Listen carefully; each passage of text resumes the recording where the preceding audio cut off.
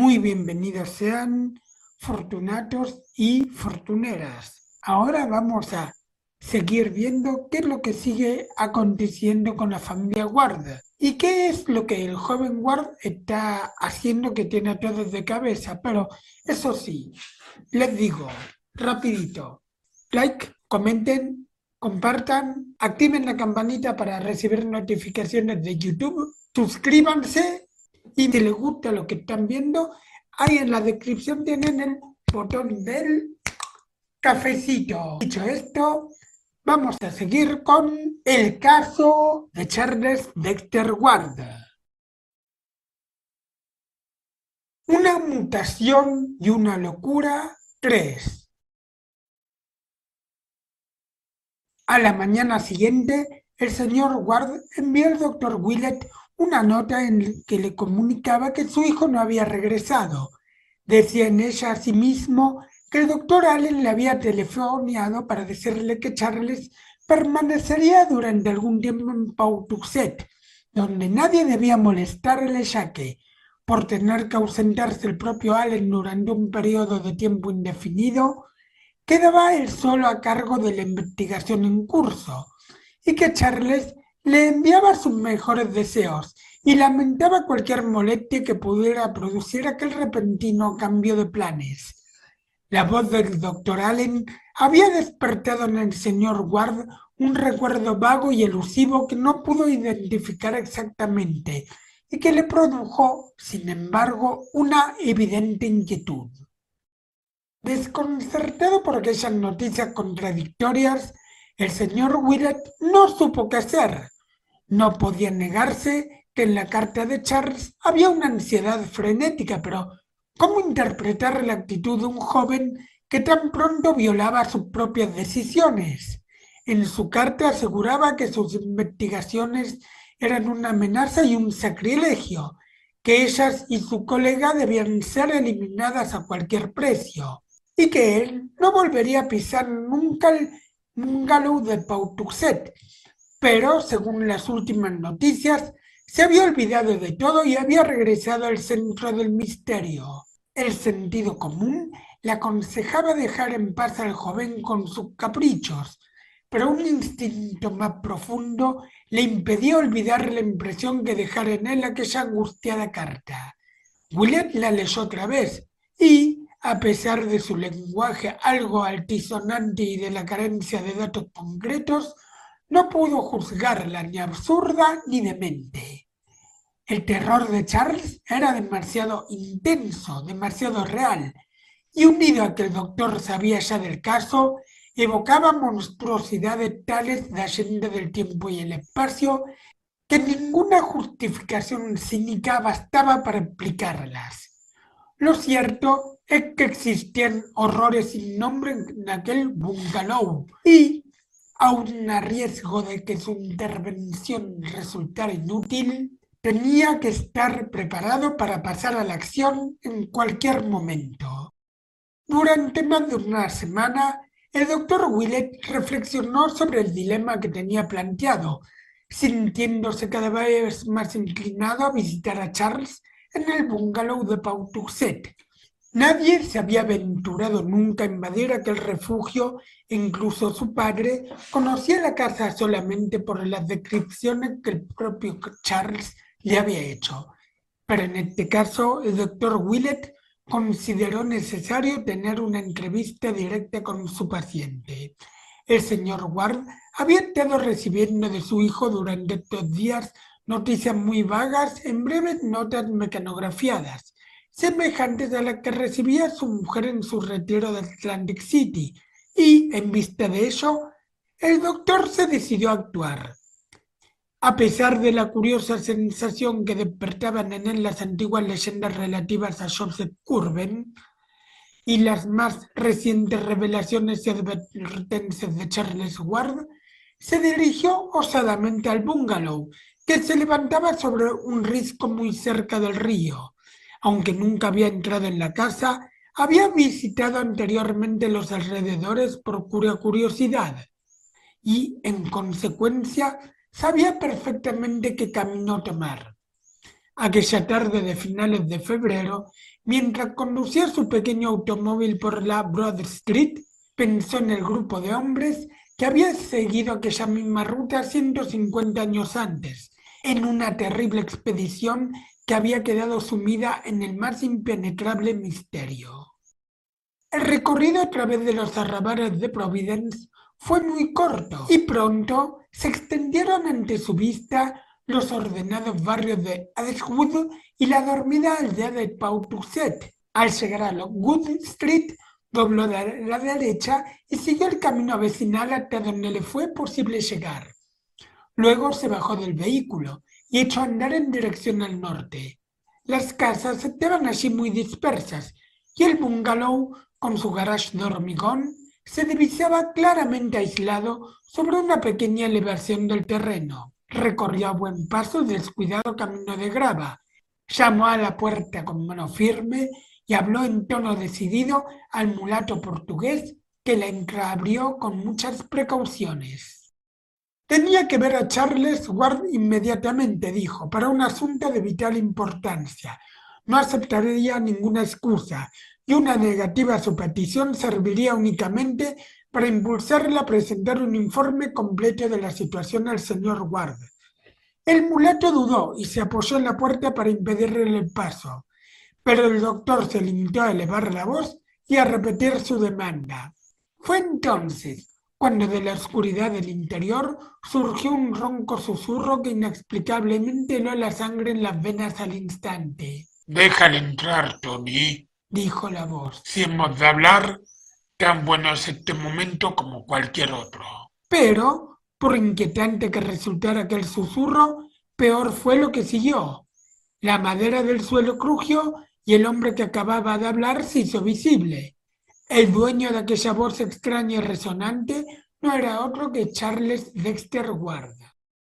La minuciosidad con que el doctor Willett grabó en su memoria la conversación de aquella tarde se debe a la importancia que le atribuye a ese periodo en particular, pues, en su opinión, se había efectuado un cambio vital en la mente del joven Ward, que, según él, hablaba ahora a través de un cerebro muy distinto de aquel que había visto desarrollarse a lo largo de 26 años.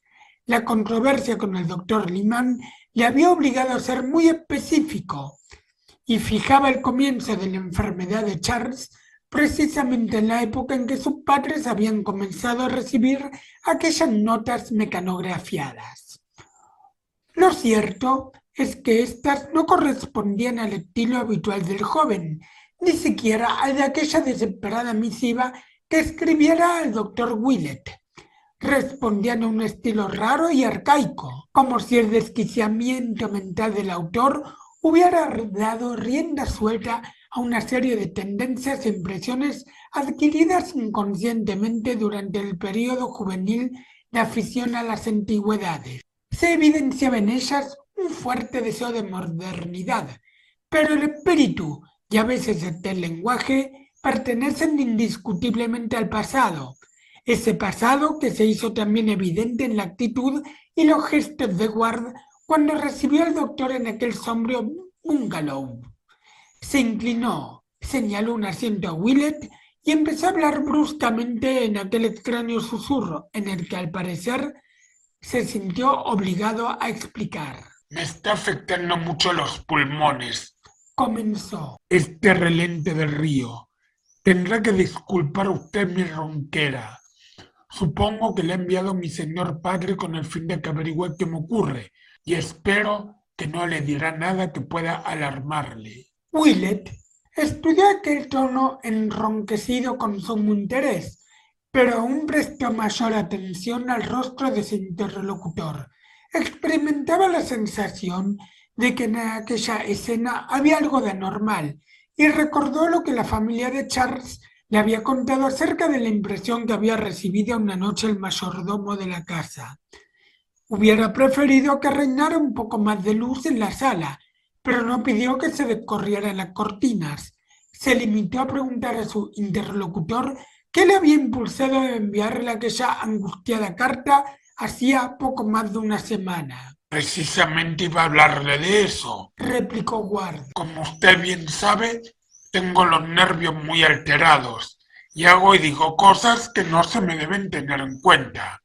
Más de una vez le he confiado que me hallo enfrascado en investigaciones de gran trascendencia y la importancia de tales menesteres ha llegado a trastornarme en más de una ocasión.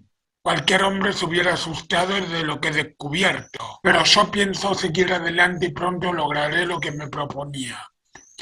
Fui un necio a volver a mi casa y someter la vigilancia de esos guardianes. He llegado muy lejos y tengo que seguir adelante. Mi lugar está aquí. Sé que no disfruto de buena reputación entre mis vecinos y, por una debilidad, casi llegué a creer lo que dicen de mí. En lo que hago, mientras lo haga bien, no hay nada de perverso. Tenga usted la bondad de esperar 6 meses y le mostraré algo que recompensará sobradamente su paciencia. Puedo, sí, decirle que cuento con un medio de adquirir conocimientos mucho más seguro que el que representan los libros, y dejaré que juzgue por sí mismo la importancia de lo que puede aportar a la historia, a la filosofía y a las artes en virtud de las puertas que ante mí se han abierto. Mi antepasado había logrado traspasarlas cuando aquellos estúpidos entrometidos vinieron a asesinarle, pero esta vez no ocurrirá nada semejante. Le ruego que olvide todo lo que le escribí y que no teme este lugar ni nada de lo que encierra. El doctor Allen es un hombre excelente y le debo una disculpa por todo lo que le dije acerca de él. Ojalá estuviera aquí, pero su presencia era indispensable en otra parte. Su celo es igual al mío en lo que a nuestra investigación concierne, y su ayuda me resulta inapreciable. Ward hizo una pausa y el doctor apenas supo qué decir ni qué pensar. Sintió un profundo desconcierto al oír a su interlocutor repudiar con tanta calma la carta que le había dirigido y, sin embargo, en su fuero interno, estaba convencido de que si las palabras que acababa de escuchar eran extrañas, ajenas a quien las pronunciaba e indudablemente producto de una mente desquiciada, la misiva, en cambio, era trágica por su autenticidad y la semejanza que guardaba con el Charles Ward que él conocía. Trató de desviar la conversación hacia otros derroteros, recordando al joven algunos acontecimientos pasados que pudieran restablecer la atmósfera de familiaridad en que transcurrían siempre sus encuentros, pero sus intentos obtuvieron unos resultados realmente grotescos. Lo mismo les ocurrió posteriormente a todos los alienistas. Una parte importante de las imágenes mentales de Ward, principalmente las relacionadas con los tiempos modernos y su propia vida, se había borrado totalmente de su cerebro, en tanto que el conocimiento del pasado que acumulara durante su juventud había surgido de lo más profundo de su subconsciente para devorar todo lo contemporáneo y personal. La información que demostraba poseer el joven acerca del pretérito era de naturaleza normal y francamente estremecedora y, en consecuencia, hacía lo posible por ocultarla. Pero cada vez que Willett mencionaba algún tema favorito de su época de estudiante de tiempos pasados, aclaraba al joven la cuestión como un lujo de detalles inconcebible en ningún mortal y que hacía al doctor estremecerse. No era normal saber cómo se le había caído exactamente la peluca al inclinarse hacia adelante al actor que hacía el papel de juez en la representación que ofrecieron los alumnos de la Academia de Arte Dramático del señor Douglas, situada en King Street, el 11 de febrero de 1762, jueves por cierto, ni que los actores cortaron de tal modo el texto de la obra de Steele, El amante consciente, que el público casi se alegró cuando las autoridades, impulsadas por sus creencias baptistas, cerraron el teatro 2 semanas más tarde. El hecho de que la diligencia de Thomas Sabine, que hacía la ruta de Boston, fuera incómoda a tal exageración, podían mencionarlo cartas de la época. Pero, ¿qué erudito en su más sano juicio podía afirmar que el chirrido que producía la muestra de la taberna de Epenetus Olney, la corona de colores chillones que había colgado cuando decidió dar al local el nombre de Café Real, sonaba exactamente igual a las primeras notas de esa pieza de jazz que transmitían ahora todas las radios de Pawtuxet. Ward, sin embargo, no se dejó llevar demasiado por aquel camino. Los temas modernos y personales los rechazaba de raíz, en tanto que los referentes al pasado, aun siendo más de su agrado, parecían aburrirle. Evidentemente, lo único que deseaba era que su visitante quedara lo bastante satisfecho como para que se fuera sin intención de regresar. A este fin se ofreció a enseñarle a Willett la casa e inmediatamente le acompañó en un recorrido de todas las habitaciones, desde la bodega hasta el desván. Willett, que examinaba todo atentamente, observó que los libros eran demasiado pocos y demasiado vulgares para haber llenado los amplios espacios vacíos de la biblioteca de la casa de Ward, y que el llamado laboratorio no era más que una especie de decorado. Evidentemente, había otra biblioteca y otro laboratorio en otra parte, aunque era imposible decir dónde. Esencialmente derrotado en la búsqueda de algo que no podía precisar, Willett regresó a la ciudad antes del anochecer y contó al señor Ward todo lo sucedido. Convinieron ambos en que el joven había perdido la razón, pero decidieron no tomar por el momento ninguna medida drástica. Por encima de todo, convenía que la señora Ward ignorara aquellas tristes circunstancias, aunque algo debían hacerle sospechar las extrañas notas mecanografiadas que recibía de su hijo. El señor Ward decidió visitar en persona al joven presentándose de improviso en el bungalow. Una noche, el doctor Willett le acompañó en un automóvil hasta las inmediaciones de la casa y esperó pacientemente su regreso. La sesión fue larga y el padre volvió de ella entristecido y perplejo. La recepción de que fue objeto fue muy semejante a la que había hallado Willett, con la diferencia de que esta vez Charles tardó un tiempo considerable en aparecer desde que el visitante se hubo abierto paso hasta el vestíbulo y despedido al portugués con su imperiosa exigencia. En el comportamiento de su hijo no hubo el menor rasgo de amor filial. No había apenas luz en la estancia en que se celebró la entrevista, pero el joven se quejó de que la claridad le molestaba enormemente. No habló en voz alta en ningún momento, pretextando que le dolía mucho la garganta, pero en su ronco susurro había algo tan inquietante que el señor Ward no logró sobreponerse a la impresión que le causara. Definitivamente unidos para hacer todo lo posible por devolver al joven Charles la salud mental, Ward y el Dr. Willett comenzaron a reunir datos sobre el caso. Lo primero que estudiaron fueron las habladurías que corrían por Pawtuxet, cosa que resultó bastante fácil, ya que ambos tenían buenos amigos por aquellos contornos. El doctor Willett recogió la mayor parte de los rumores, ya que la gente hablaba más francamente con él que con el padre del personaje en cuestión, y de todo lo que oyó, pudo colegir que la vida del sucesor de Ward era realmente extraña.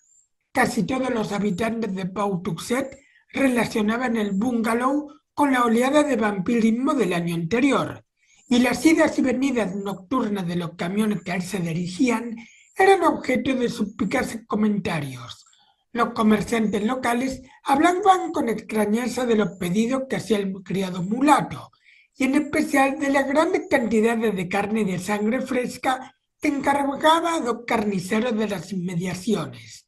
Para una casa en la que solo vivían 3 personas, aquellos pedidos resultaban completamente desproporcionados.